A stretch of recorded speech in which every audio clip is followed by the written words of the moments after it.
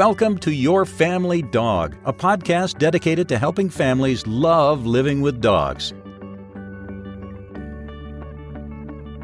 Welcome back to the Your Family Dog podcast.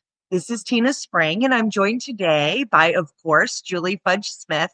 And today we want to talk about a subject that's near and dear to our hearts. We both had an experience with this particular topic this preceding week. And so we want to talk about owner surrenders and when that happens and all of the pieces, parts surrounding that, because it's an important topic. And sometimes things just aren't a good match. So I'm going to let Julie start the conversation with her story, and then I'll tell you the story about Max. Okay, well, I don't remember how much we told our audience about my year last year, but I had a cousin who had foot surgery, and there were numerous levels of complications, and I was up in Cleveland a lot taking care of Lynn. And she called me this weekend, late last week, and said, hey, she'd had an English Springer Spaniel that she'd had to put down in August. So in order to have dogs in her life before she decides whether she's going to get another dog or not, she decided to volunteer for English Springer Spaniel rescue, driving dogs from one location to another. So she called me and she said, I got my first assignment. Do you want to come with me? Because I also found out, this is just like 2 days before she's supposed to pick up this dog, that the dog is very anxious and needs somebody to ride in the back seat with it. And I'm like, okay, I can do that. In fact, I'm probably a really good person to do that because I'm a dog trainer and I will know how to handle an anxious dog in the backseat of a car. So I drive up to Cleveland and we go down and we pick up the dog. And it's a 1-year-old male English Springer Spaniel, probably from the field line because it was smaller and just high energy dog. Sweet, love people, just a sweetheart of a dog, but an excessive amount of energy. And this woman had had some health issues over the last year and just found that the dog was just too much for her. She was just not in a position in her life to have a dog with that kind of energy level. It just was a bad match. So she put together this dog. I'm going to call him, let's call him Cleveland. Cleveland was well loved. There was so many things going with Cleveland to his new home, including a beautiful, huge crate, which I hoisted onto the roof of my cousin's car. And the woman was holding it together as best she could, but she finally broke into tears. And I looked at her and I said, hey, this is not my first time I've had to do this. And I said, one thing I just want to tell you is that Clovis is not a bad dog and you are not a bad person. This is just a bad match. Nothing more, nothing less. This is just not the right move, the right match for either one of you. And I said, and what you're doing is you're actually really doing Clovis a favor. You are actually caring for him in the best way possible because you're providing for him the home that he's hopefully going to really thrive in. And then the other thing I said to her, I said, look, I know you feel bad right now, but at some point you're probably going to feel some relief, like, holy cow, I got my life back. Don't let that make you feel guilty. Because what that's saying is actually confirming your choice. Because if you feel that much relief at having Cleveland move to the next family, it's probably telling you did the right decision because you feel like you got your life back. And then the other thing I told her was I said, look, there are a lot of people out there who will say things like, well, when I get a dog, it's for the duration, for the life of the dog. I don't give up on any of my dogs. And, bless them, but they don't live in your house. They don't live your life in your house with this dog at this time. They don't know what you've been through. And this woman was crying. And the thing to remember is that most of these people do not make this decision lightly. And this is not something, this is an overnight decision. This is an agonizing, difficult, heart-wrenching decision that takes several months to make. And when they finally do make it, they don't need somebody saying to them, I just think you gave up too soon. And so I said, you have my permission to tell them to go someplace else. And so we loaded up Cleveland in the car, and then we drove off to Indiana, which was where we were taking the dog. Spent almost 4 hours in the back of the seat with Cleveland, and got him to settle. We did some tea touch, and we had snacks and so on and so forth. And when we stopped to use the restroom, this tiny little dog, we were out, he was sniffing some, and he turned and he took off and he pulled me flat. So I was thinking to myself, yeah, I understand why this woman who had health issues couldn't manage this dog. We played little games in the back seat. He's smart. He liked playing impulse control games and stuff, but he's young and he was difficult. And he ended up going to a young couple, real athletic, outdoorsy kind of people that really wanted an energetic young dog. So, it had a very happy ending, I'm hoping, for Cleveland. But the drift of this is, I think it's really important to understand that most people who are relinquishing a dog due to a mismatch, which is what this really was, are not doing this because they're callous individuals. They are making a heart-wrenching, difficult decision that will affect them for the rest of their lives, likely. I would agree. The last research I read on it, the average family who's relinquishing an animal takes 9 months to make that decision. Yes. 9 months, right? Typically, they have talked to a trainer. Typically, they have reached out for help from a veterinarian or a rescue or a breeder or other assets. And yet, there they are. What I would say is that it's heartbreaking to me when people are ridiculed or shamed. Absolutely. Just tears me apart. For making such intimate decisions. It's real easy. I think part of the human condition is that, we all want to think, well, I wouldn't do that, right? It's so terrible. Like, they are members of our families. And so I don't think any of us like to think that a match could be so mismatched that we would end up in that situation. I would also say that the only people, in my experience, who dogmatically get ugly about it are the people who have been blessed to never have that bad a match in their home. And you're absolutely right. Cleveland is not a bad dog. He's just not the right dog for the woman who purchased him.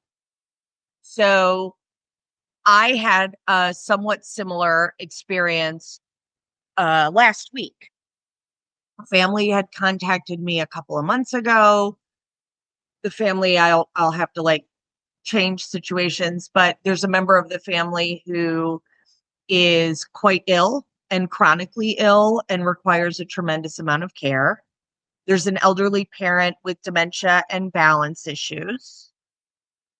And that individual, and then family dynamics were not easy, right? Relationships have been strained for a minute, or for years.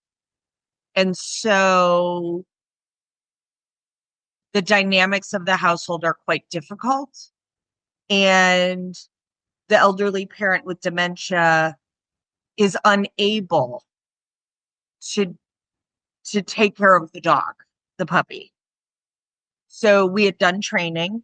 So originally I did try to talk them into rehoming the dog, that this seemed like a really bad idea. There is one primary caregiver in the household. The dog had tripped that person. And when I met her eyes and her forehead and her cheeks and her nose were the worst bruises I have ever seen in my life. And her eyes were nearly sealed from the swelling over tripping over the dog and landing face first on concrete. Oh my heavens. She's lucky she didn't break. She's lucky that she didn't have a traumatic brain injury. Right. Or that she didn't shatter her cheekbones or any of that stuff. And we were very, very, very concerned. So the dog came in, we did a positive reinforcement-based board and train. The dog is lovely. He was behind on a bunch of things, but we got him caught up. Really, really nice little puppy. We transitioned him home and they weren't able to maintain the training. And so things were becoming excruciatingly difficult. And then a hurricane happened and another group of family members have a home that was so severely damaged that it's not habitable. So that young family also moved in. So now we have one primary caregiver and a whole bunch of people who need support and help. And the caregiver contacted me and I clearly said to her, you don't have to do this. Like, this dog is not the most important thing going on right now. Absolutely. And it's going to suck and it's going to be terrible. But we can find him a home. He's not going to end up at a shelter. He's going to end up with a soft place to land. And if that means that, he stays with me longer than anticipated, that's okay. I will invest in him. And she took a few days to think about it. But when she brought him to me, she was so unhappy, right? Sobbing, but also so grateful that I was on her family's team and I was on the dog's team. And so he's decompressing right now and tuning up some of the skills that were lost, and having a great time at the farm and just being a dog. And we're assessing what's changed in the couple of months that he's been home, that there's been a gap in his support.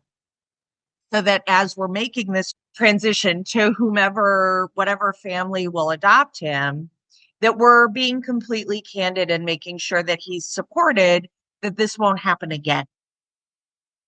So what I would say is, like, rehoming is absolutely not the worst thing that can happen.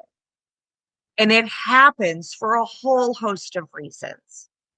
I'm going to ask that if you're an individual who has always thought to yourself, never, ever, ever would I ever, ever, ever rehome a dog, I'd like you to think up a scenario that would be so excruciating that you wouldn't really have choices that were safe. And really have a compassionate heart. Assume that whoever's relinquishing a dog to a rescue or a shelter, that person has the best possible intentions. Please don't judge them. Please don't shame them. Please support them the way you would want to be supported and understood. You don't have to agree, but you don't have to tell them or communicate that. Right. One of the things I was thinking when you were talking is Robin Bennett, who we've had on, dog. She was my guru when I was in Virginia. She was one of the people that trained me to be a trainer.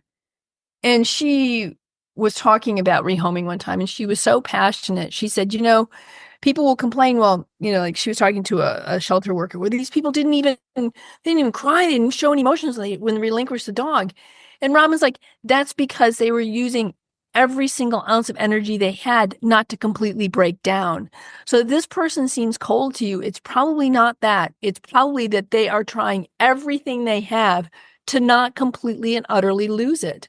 And I loved what you were talking about taking care of families, because one of the other things I told this woman, and something that I learned very early in my dog training career, was to have a hierarchy of being. And that means that people always come before dogs in my world. Because if I put the dogs first, then I'm likely to make more mistakes. But if I do what's right for the family, then I'm likely doing also what's right for the dog. And so, if somebody really feels strongly like, I can't go on, this cannot be maintained, I cannot do this, I am not going to take the dog's point of view, which is to say, oh, please, please, please, please, please don't get rid of me. Please, please, please, please, please make this work, because it's not going to work. So I don't know that the dogs feel that way. Honestly, we have all been in a relationship where we were a square peg in a round hole. And there were things about us that we had to suppress or try to eliminate in order to be good enough or to be enough of a fit. Right. Well, what I was thinking is that from their point of view, they probably feel as if the dog is saying, please, please, please don't do this to me. I understand. Okay. And I'm not necessarily saying that that's what the dog's thinking. But if I take their point of view of the dog, if I take the point of view that the dog is saying, please, please, please don't do this, and we try to square this, or, round this square hole, or square the round, I don't know which way does it work? It's a square peg in a round hole. Anyway. Yes. If we try to make it, it's just not going to. The round peg in a square hole might fit. That's right. But the square peg in the round hole. Anyway, for whatever reason, it's not going to work. And so therefore, if I take what the family says and what seems to be right for the family, then I'm also doing what's right for the dog. Because you're right. You're absolutely right. I'm pretty sure that a lot of these dogs are going, this is not working for me. This is not right. I'll give you an example in our home, right? Mr. is a 14-year-old Jack Russell Terrier who was raised on a farm where he was allowed to fully embrace his Jack Russell Terrierness. And he needed to be rehomed when they moved. They sold the farm and they moved. And there aren't a lot of resources for 10-year-old Jack Russell Terriers who resource guard and scream if they're mildly inconvenienced and not getting their way and murder cats. So I had worked with him. He's a lovely little dog. He's also pretty difficult to live with, but we love him, so we do. But living with him has significantly impacted the quality of life for Christopher and I, and for our other dogs. And Mr's a great dog. He just really needs to be on a farm. He doesn't need to be in my house with entirely too many rules. If I ever found a small farm that wanted a companion dog for the farm, I would absolutely let Mr. go. Not because I don't love him, but because he really can't fully be himself in the space in which he's residing right now, because I like our cat and we don't have a farm. You like your cat? What is wrong with you? You sure your cat likes you? I mean, that's a big thing. The cat's a nut job. So I totally dig him. He's the most dog cat I think I've ever met. So, and again, Mr. wouldn't kill him because he hates him. He would kill him because he has high prey drive. So he'd murder the cat and then he would go, uh-oh, that's our cat. Now I feel bad, but you can't, it turns out they don't actually have 9 lives. So, to the best of my knowledge. And the cat doesn't deserve to die that way. I love my cat. The cat was there first, right? So Christopher and I literally have like a key system to prevent the two of them from being in the same space together.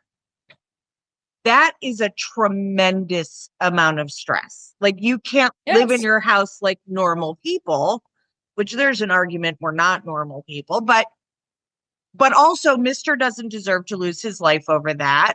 The cat doesn't deserve to lose his 14-year home over that. So we make it work. So I've had people who have adopted a dog. The dog's lovely. No one ever tested it with cats. The dog comes into the household and absolutely thinks the cat is food. That dog can't stay there, not safely. I would not wish the level of management we have to do. And I've done everything I know to reduce prey drive. You should have seen all the things I've learned.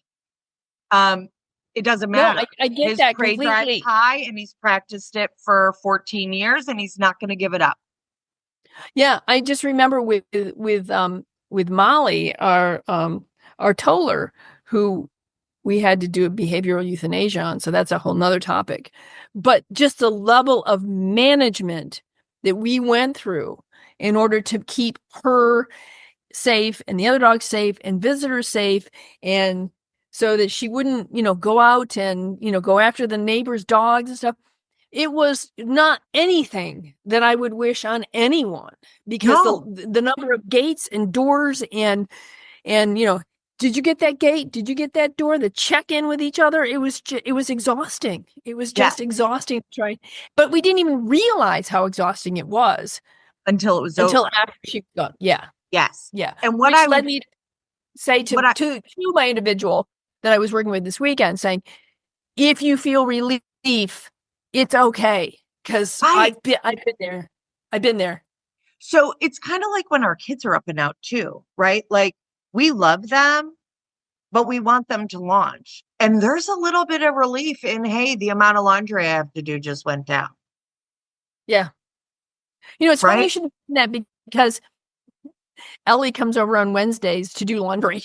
So, but I don't have to do her laundry. She does it herself. She does it herself. But, and I always enjoy our Wednesday visits. But, it's funny because when they leave to pick up the kids at school, I have two emotions. One is part of my heart breaks every time I see my kids drive down the street away from me. But then part of me is like, oh, thank God. It's just right. The house is quiet. Yes, I can start to get dinner ready. So I mean, not, oh, thank God, but it's more like there is that combination of feelings. Yes. Yeah. Yes. And I would say, like, I've seen dogs rehomed for as many reasons as you might imagine, right? Yeah. Mom or dad passes away and has a dog who's completely overwhelmed in the new situation with little kids running around. The dog wasn't raised in it. The dog is an anxious mess. And so placing that dog with an older person who lives in an apartment by themselves is a blessing to the dog and the person. Yes. 3 of our 4 dogs, our owner surrenders. 3 of our 4. None of them landed in a bad spot. Arguably, Mr., maybe you could make an argument. He and I go on mouse hunts out in the field where there are no actual mice killed regularly to try to give him some enrichment. I've thought about doing barn hunt with him, but I honestly think it would just make his drive bigger and he would be more frustrated. So instead, he and I go out on a long line, out under the transmission line where the grass is tall, and we walk and we look for mice that aren't there so that he gets to hunt and be himself for a little while. It's very enriching to him. So I would just say, for me, 1, I benefit tremendously by assuming that people have the best of intentions. That if I was in their shoes, fully in their situation, that I would make the same decision.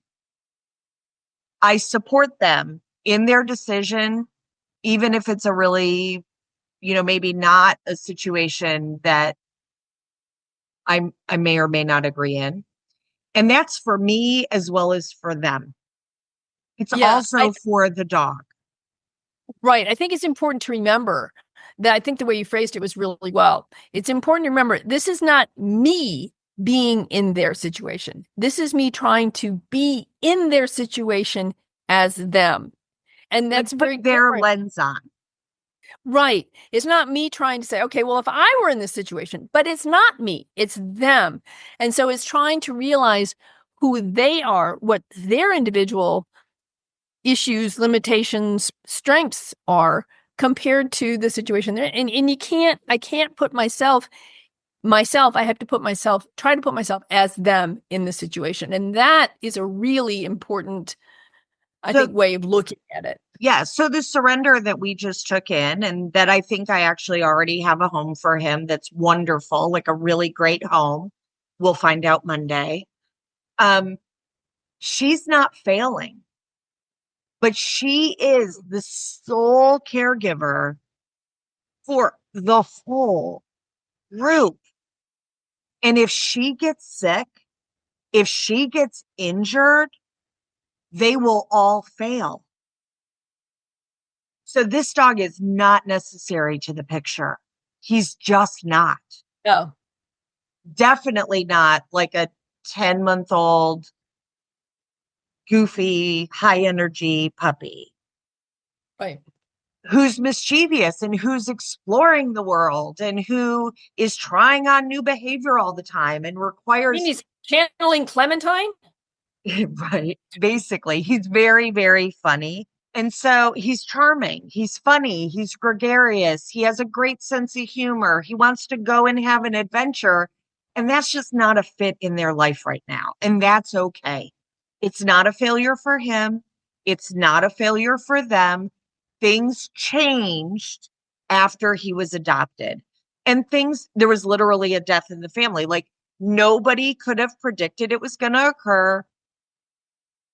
You know, the situation changed. And so, one, if I start to feel that judgmentalism kind of boil up a little bit, I try to get curious. Why might this person be making the decision they're making? Why might this family make this excruciating, traumatic decision? So I saw the woman again 2 days after the dog was surrendered.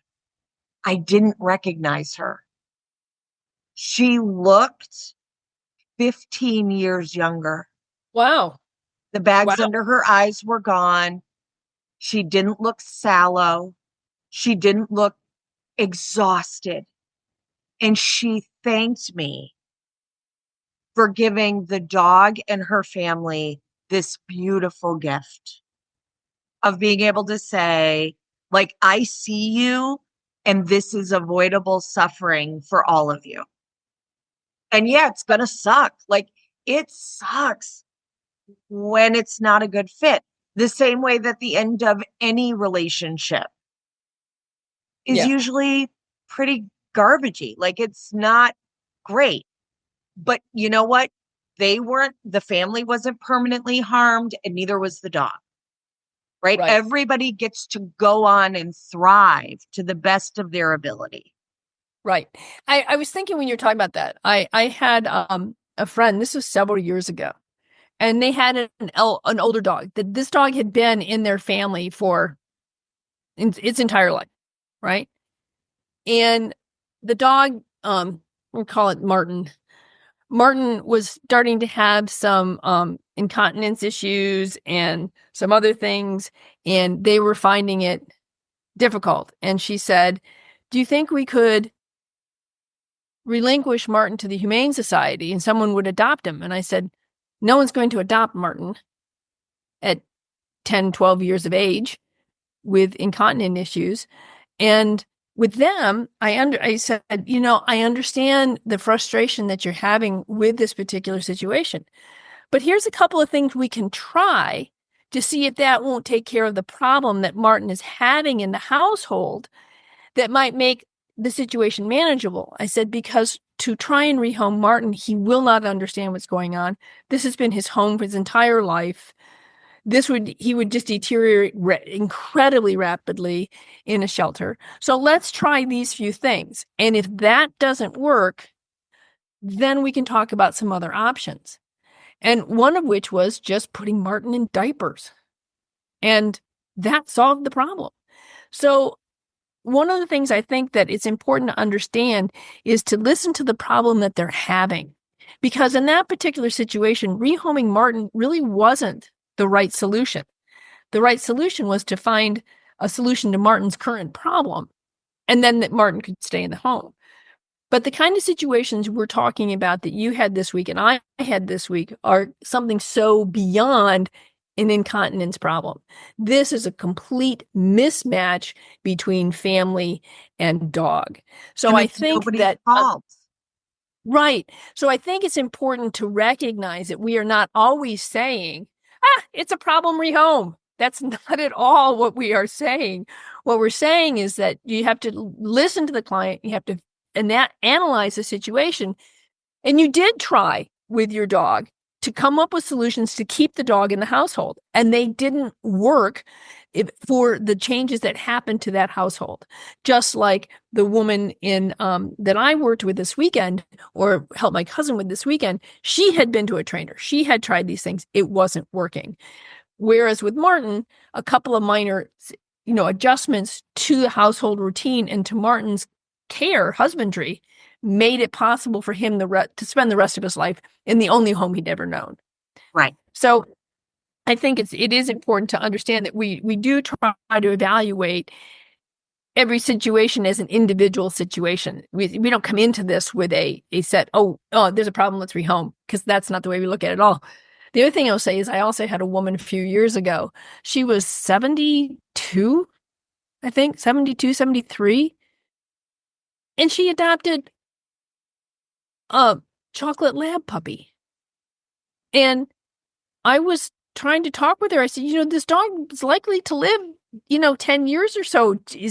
Have you thought about that? Is this in your game plan, And she was too frail to handle a dog of that energy level, of his strength. I mean, he was a great puppy, but he was a little chocolate lab puppy who had an incredible amount of energy. I was terrified he was going to just drag her down the street no matter what we did. And she ended up, after having him for about 6 or 10 weeks, rehoming him, because that was just a poor match. If she wanted a chocolate lab, she should have adopted a 6 or 8 year old chocolate lab that Right, or a 10-year-old chocolate lab, like a dog that was going to have a similar walking pace. Right, and a similar lifespan. That's the other thing. I mean, let's hope Sweet Gertrude lives more than 4 years, but yes. But yes, what I would say is that the right match is magic and the wrong match is miserable and a mess. Yeah. Yes, absolutely. So there will absolutely be people in your community who have to rehome a dog. You'll see it on social media. Please don't judge them. Please just, if you follow my grandmother, who is from Poland. So there's a little bit of mismatch in language here, but she used to say, if you can't say something nice, shut up. She didn't mean it that way. That was a translation, right? But it's like, if you can't say something supportive and kind, hold your peace, right? You can scream and yell at it at the stoplight somewhere.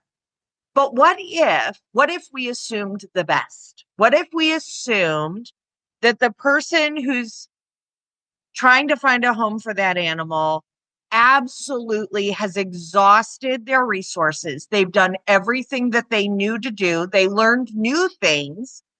And even then, it still wasn't the great match. Right. Because then let's release. I mean, half of marriages end in divorce. I don't know anybody who on their wedding day was planning their divorce. No. Right?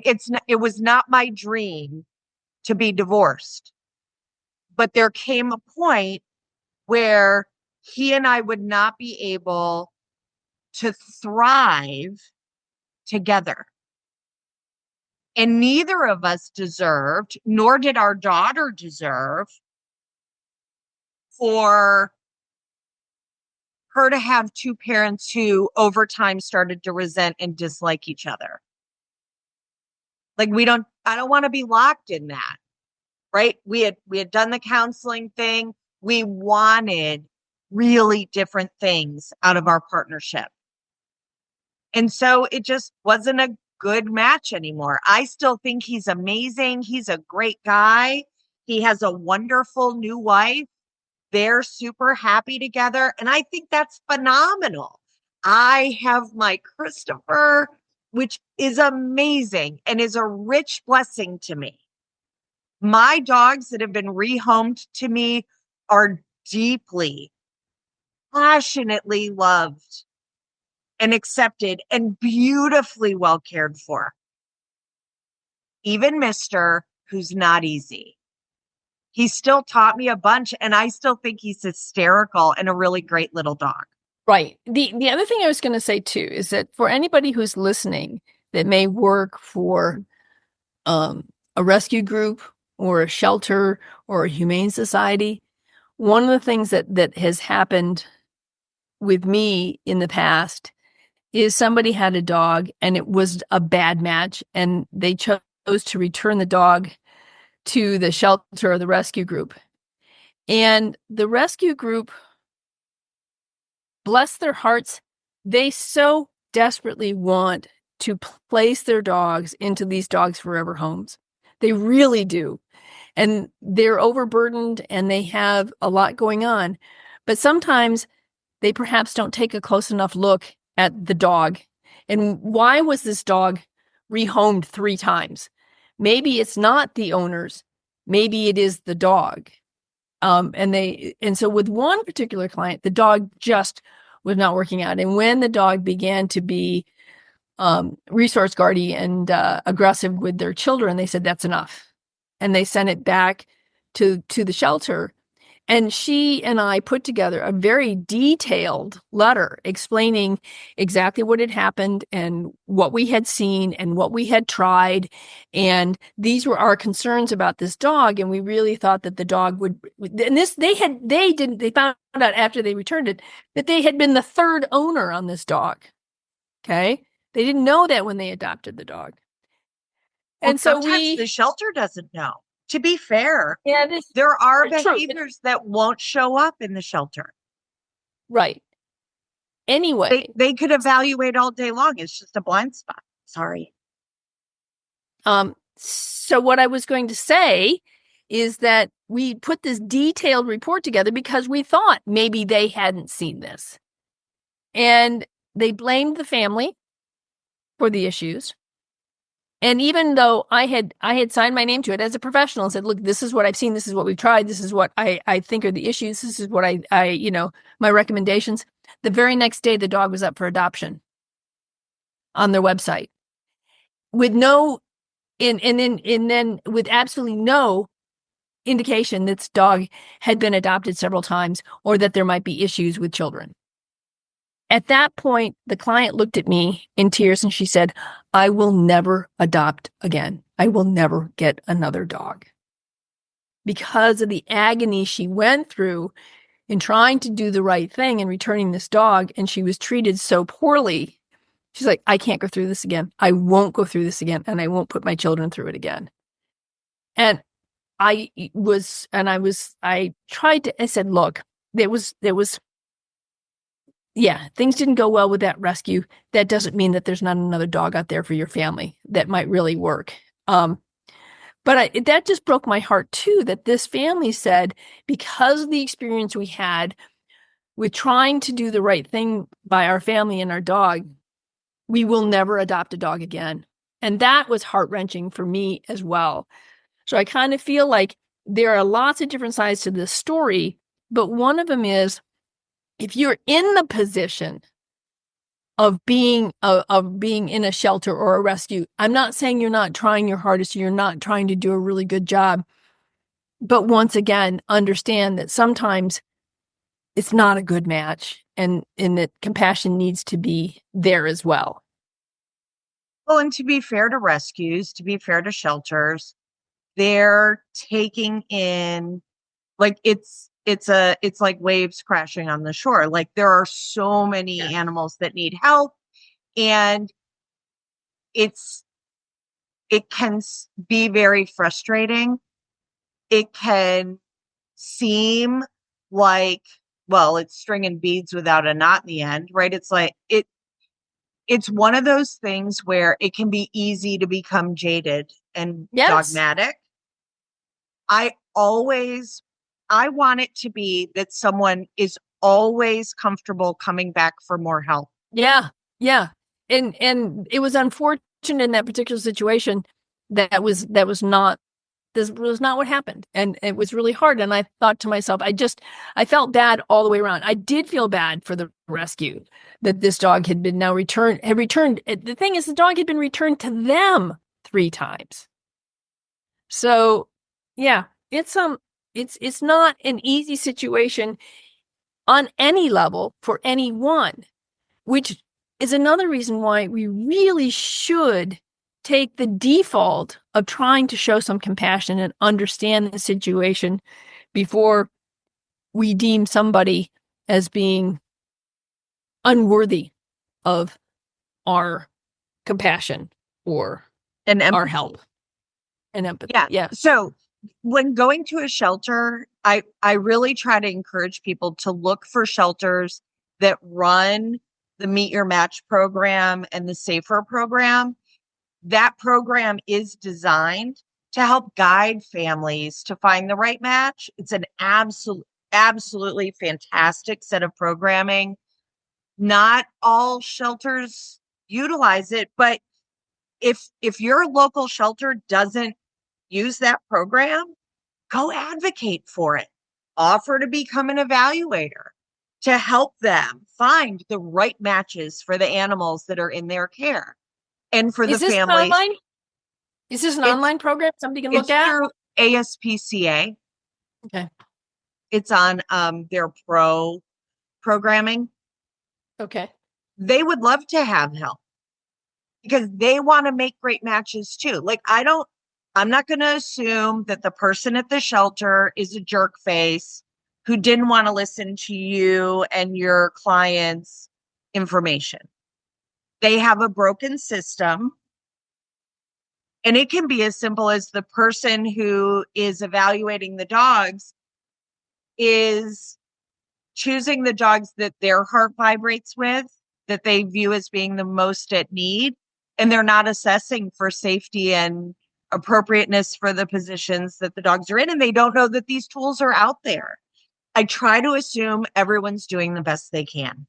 It keeps me from getting a bleeding ulcer. And it allows me to have grace. I don't want someone to assume that when I have days that I'm exhausted and that I just can't meet all of my obligations, that I'm not just being a lazy jerk. Like, I don't want that. And I'm not gonna put that on somebody else either. Yeah. And I agree. And I just think that it was unfortunate in that particular case that we had such an unhappy resolution to the situation, that it could have been a much better resolution. For whatever reason, it wasn't. And that's not to say that they haven't done successful adoptions and successful placements, or that, they don't have good people working there. All I'm saying is that this is an example that this is not the first time that this has happened. And I think that maybe the awareness of how difficult a situation it is for everybody on all sides needs to be heightened, that we need to have a better awareness of the fact that mistakes can be made, but we can also approach this with a bit more kindness on all levels. Amen. So, yeah. Okay, so I think that the bottom line here is if things are not going well with your dog and you feel like it's just a real match, and that if one of the things that always was a cue to me was somebody says, "This is not the dog I wanted." That is a real eye opener for me that usually made me stop and say, "Okay, so what is the dog you wanted, and how far off from that are we? And how can I help you love the dog that you have?" Not the dog that you think you have or the dog that you want to have. And if that's not possible, then what are our options? So I think that if you're having a difficult time and this feels like this is not the dog I wanted, this is not the situation I wanted, this is not where I am, I don't want to be happy. It's not that I don't like the dog, but this is not working. Get yourself some help. Talk to a trainer, talk to your vet, get some information and find out, is this just a single behavior that needs to be fixed? Is this, just another approach needs to be taken in order to train the dog because, this is not working? Or is this really not the right match? And if it's not the right match, get somebody to help you to remedy that. And that rehoming is not the worst thing to happen to you or to the dog. Be nice to one another. It's free. Yeah. Right? It's free to assume like everybody's doing the best they can. And it's freeing. And you can always kick the snot out of a cardboard box in the garage later. Because honestly, like I've had things in my world that I desperately wanted everything to go perfect and it just ended up a big mess. And it was awful. And it just is what it is. And you move on. Yeah. People are doing the best they can. Sometimes we can turn that dog in, we can help shape that dog into something more closely resembling what the person had in mind. And sometimes that's not fair or even a reasonable expectation or possible. Right. So we hope you love living with your dog. If you don't, let's get you some help. And if that doesn't work, let's get you some freedom and let that dog find a really amazing placement where they get to be fully themselves and not locked in the wrong fit. Right. And so you can also be fully yourself. So, yeah, because we're taking care of families here. So, all right. Well, thanks very much for listening to Your Family Dog. If you have any questions, concerns, ideas, we'd love to hear them. You can get a hold of us at Your Family Dog Podcast at gmail.com. Is that correct? Amen. Yes. The Your Family Dog Podcast at gmail.com. Yeah. Or you can go to our website and click on the feedback at Your Family Dog. You can like us on Facebook. You can like us on Google. You can give us reviews, hopefully good ones. Complaints, you can send an email, and we want to hear you. We're not always right. We don't always have the perfect answer. We do the best we can too, and we assume that about you. So before you give us a 1-star review, think about like, hey, maybe I should chat with them about something that I took the wrong way and make sure that I got the rights of it. So we hope you have a wonderful autumn, and we'll see you next time on Your Family Dog. Thanks for listening to Your Family Dog. Got questions? Interesting ideas? Visit www.yourfamilydogpodcast.com to share your thoughts.